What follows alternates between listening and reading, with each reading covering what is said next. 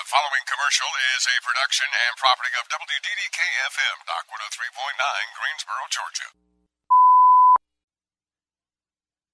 Hour of 3 o'clock, Chip Linus on Super Thursday with Louie Herron of LouieHerronToyota.com. Louie, man, looking forward to more information about car buying, and we're going to answer the question, is it real? Is it really real? Is it really real? And you are the guy to answer it straight up. We're going to put the truth-o-meter on Louie today, so he's got to answer it factually. We'll do it. And okay, Louie. What about when we left off? What were you had a good point. Yeah, well, we were going to talk about. We'll go back to the other break just to finish that up.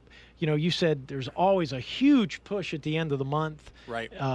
But I could see after maybe a huge push in November, you guys saying it's December 2nd and you get a customer and you saying, look, there is no way I want to go through what I had to go through to make my month. Let me give this guy here a good deal so I won't. I can load up some of my bullets so I won't have to be worried at the end of the month. Right. Well, here's the other thing too, and this is where a lot of times consumers they get crossed up because they're at one dealership and they wouldn't do a deal. They go to another dealership and they did the deal. So how does that happen, right? Just like we were talking about before, the urgency at month end, most dealers, most manufacturers, almost all of them, General Motors, Honda, Nissan, Toyota, Lexus, everybody has a number they have to hit from the manufacturer. It is your objective for the month. Well, what they typically do is they have what's called a retro number.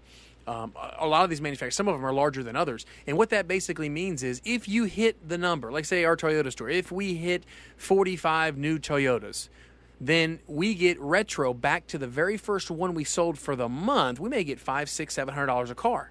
So that may equal $20,000 that we're looking. So here's what happens. So now we got 1 day left in the month and we're 5 cars away. We've got $30,000 waiting in the wings that we could get refunded, right, as a rebate from Toyota. And so now Miss Johnson walks in and she offers something that we look at each other like, oh my goodness, there's no way we would do this deal. But now you've got the choice. You've got 1 day to sell 3 or 4 cars. And if you let her leave, and although maybe it's a $2,000 hit, but if you let her walk, you don't know what may be coming in, and you've got $30,000 in the balance that you forfeit that you don't get to pick up. So you've run hard all month long and just missed the number. So sometimes you got to take that. Now you had a good point, and you said, well, I could see it going the other way, which is truth.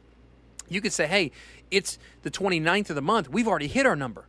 And so now Mr. Johnson or Mr. Henry walks in on the 30th offering something, and we've already hit our number. So we don't have to take that deal. Yeah. So now all of a sudden, they may leave and go down the street, and then someone else may do the deal, and they leave with a bad taste in their mouth going, man, I can't believe they wouldn't do the deal. You guys are doing that. I wonder why they wouldn't. Well, that may be the scenario as well. So it can go either way. But at the end of the day, every dealership wants to start their month off right because nobody wants to rely on the last 5-8 days of the month.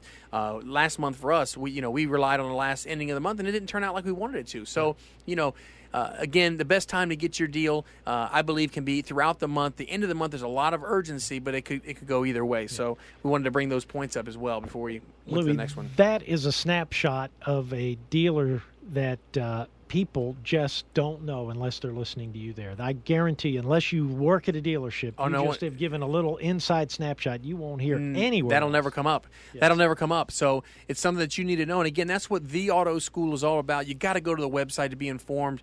If you're listening to me now, if you're not in the market for a car now, when you get in the market, go to theautoschool.com. You can always contact me directly at Herron at Louie Herron Toyota.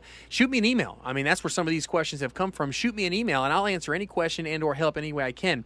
Let's get to the next question before the break here. The next question is it real that I can drive as many miles as I want on a lease and not have to pay the penalty? What do you think the answer is? I think the answer to that is no. Okay, the answer is yes, you can. Wow. Okay. You can drive as many miles. Remember we talked about leasing a few weeks back? Yeah. You have 4 options at the end of the lease. You can buy it, sell it, trade it, or turn the vehicle in. The only, and I repeat if you're listening right now, the only time you get penalized for miles on your vehicle is if you exercise the very last option, which is turn the vehicle in.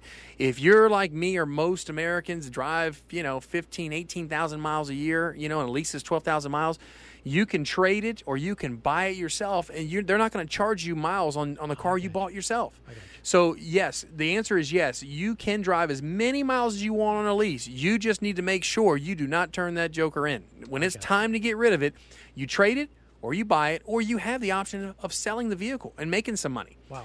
Gotcha. So that is something, that was a question that came in that, some people may not know and don't know this true, because a lot of times people get spooked about a lease because they think, oh, I'm not going to do that because, man, if I drive too many miles, I'm going to get hammered on the miles and the excess wear and tear, and they're going to get me for a scratch and a ding and a dent and tires. And all of those are true, but only on one condition, and that is if you turn the vehicle in and walk away from the lease. Just do one of the other three options and you're fine. It doesn't, because remember something, if you're trading a vehicle in, I can assure you beyond a shadow of a doubt, if you go into a dealership tomorrow and you say, look, here's my keys, I want to get my car appraised, they will never ask you the question, is it leased or did you buy it? Because when they're appraising it, it doesn't matter if it's leased or purchased. They're going to appraise the car based on the miles, the condition, and the drivability. End of discussion. I got you. All right, Louie, we're going to have another Is It Real question for you next time around. Thank you. It's Super Thursday with Chip and Louie. We've got 33 after the hour, 27 before 4.